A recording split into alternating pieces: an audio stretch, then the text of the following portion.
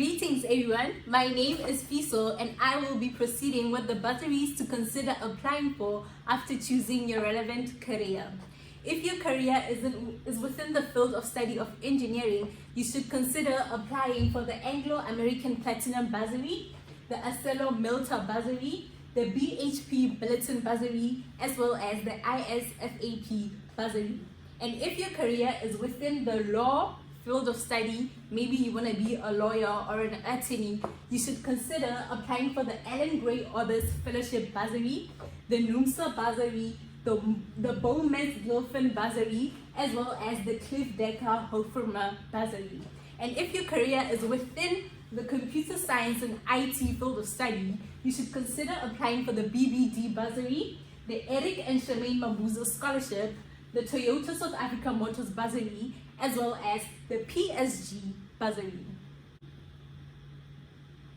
If your field of study is within teaching and education, you should consider applying for the Cedar Empowerment Trust Bursary, as well as the Jakes Jewell Fellowship Bursary and the Sam's Tip Teacher Internship Bursary. And if your career is within the commerce field of study, you should consider applying for AVI Limited Bursary, the JSE Empowerment Fund Bursary, the Power Group Bursary South Africa, as well as the Old Mutual Investment Group Imfundo Trust Scholarship. And if your career is within the field of study of arts, maybe you want to become an actress, an actor, or a fashion designer, you should consider applying for the National Arts of Council Bursary, the National Film and Video Foundation Bursary, the Gert Johan Coetzee Bursary, as well as the Fashion Design Bursary. Some of the departmental bursary incorporate the Funza Lushaka Bursary Program, as well as the National Youth Development Agency. Other relevant bursaries incorporate the Transit Bursary Scheme, as well as the Nedbank Bursary Fund. And should you find yourself in a position whereby you couldn't find a relevant bursary for your field of study, you should consider applying for NSFAS. The National Student Financial Aid Scheme is a South African government student financial aid scheme which provides financial assistance to poor undergraduate students who intend to studying in tertiary level after completing high school. Who qualifies for the NSFAS? First and foremost, you need to be a South African citizen. Secondly, you should be a SASSA grant recipient. Thirdly, you need to ensure that your combined income household is not more than 350,000 per annum. Fourthly, you need to ensure that if you are a disabled person, your combined household income is not more than 600,000 rand. And if you only started your studies before the year 2018, you need to ensure that your combined household income is not more than 122,000 rand per year. What does the NSFAS Bursary Fund cover? It covers registration fees as well as tuition, and it provides allowances for food, accommodation and transport, learning material, as well as personal care. There are 4 easy steps you need to follow in order to apply for the NSFAS Bursary. Step 1. You need to log into the NSFAS website, which is www.nsfas.org.za, and click on My NSFAS. Step 2, you need to create a My NSFAS account. Step 3, you need to click apply and answer all the questions that appear on the screen. Step 4, you need to upload all the relevant documents and then click submit. After submitting, you are gonna receive an application reference number which will be sent to you via email and SMS, and afterwards you will be done. My advice to you is to apply as soon as possible, because you don't want to find yourself in a situation whereby you're only applying at the last minute, which is the due date, only to find out that your application is not submitted because the system might shut down. So please apply as soon as possible. Moving on to voluntary work. So some of you might ask, why should I volunteer? Volunteer is essential because you help people who are in need and the community at large.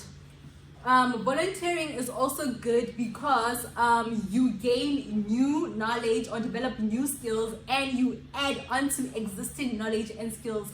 There are various voluntary organizations which you could consider applying for, and some of these incorporate Stellenbosch Night Shelter for Adults, whereby the focus area is adults, shelter, homeless persons, as well as food security.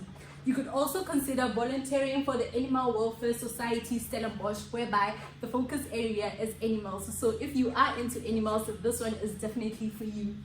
And we also have the residential units and service center, whereby the focus area is older person, frail care, as well as disabled person.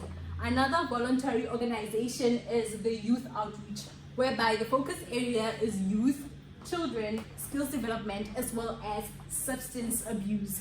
The fifth voluntary organization to consider is the Middle Valley Farm, whereby the focus area is children, education, music, animals, computer, as well as health.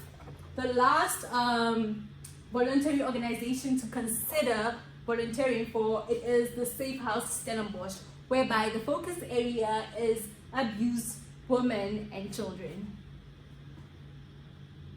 The adult world can be so confusing. Can anyone help me to set up a CV or prepare for an interview, please? And that's why I'm here. Let's go. Thank you. Hello guys, I'm Suzanne, and by now you're probably at a live stage where you started to hear people getting their CV ready and preparing for a job interview. So in this section, you'll be looking at what exactly is a CV, and I'm going to give you a few tips to prepare for an interview. So a CV is actually the Latin word for curriculum vitae. It means course of life. So it's basically giving your future potential employer a summary of the story of your life. It's a summary of all the competencies and experiences that you have gained during the course of your life that makes you unique. But before we're going to look at the CV and the interview, I want you to do an exercise that will help you to formulate your CV and that will help you later on for the interview. So I've given you 4 spaces where you can write down small paragraphs. I want you to think of 4 moments in your life where you've really felt like an expert in something. Something that you've done or did that you really enjoyed and that you were really good at. Think of anything that inspires you and that you excelled in. So I'm going to give you 5 minutes to do that. Now that you've written it down, try to see what is the familiar concept or theme or word that pops up out of each of these stories, and try to see what does it tell you about yourself and your potential. What do you like doing, and what are you really great at? Okay, so now let's look at the CV and all the important information it has to contain. So first of all, the employer would be interested in your name and your personal details, so you would write it there on top. And then also your professional summary. Your professional summary is basically telling the employer who you are, what your interests are, what your abilities are, and basically your motivation for why you think you would benefit the company. And then secondly, with the professional summary, you can also use your career stories to help you, to inform you, and to help formulate your sentences.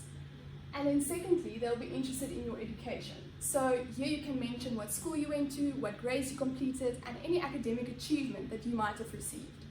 Then thirdly, they'll be also interested in your work history. So this involves any past job experiences that you might have had.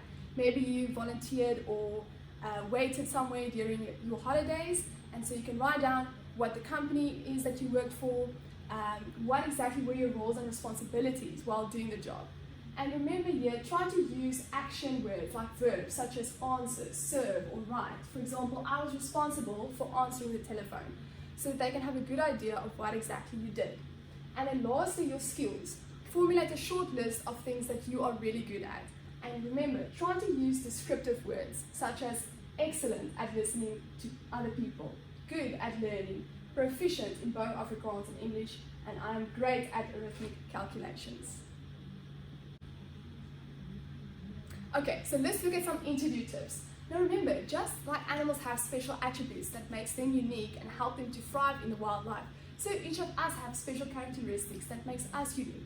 So an interview is basically a place where you can present yourself and tell people why you are special and why they need to choose you.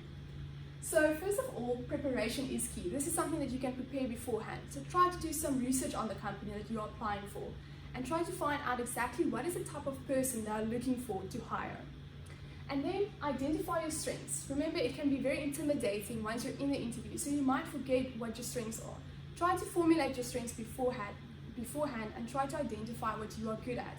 And once again, here you can use your career stories to help you. And then also prepare for soft skills type of questions. Sometimes they would also want to know, how do you handle group conflict, or how do you work in a team? So try to understand how your personality will operate in different situations. Then body language is also a very other important aspect. They say actually you make in the first 5 minutes you make a lasting impression. So try to carry yourself with confidence and greet the interviewers respectfully, because that will make a very good impression. Right, and then lastly, sell your strengths while being realistic.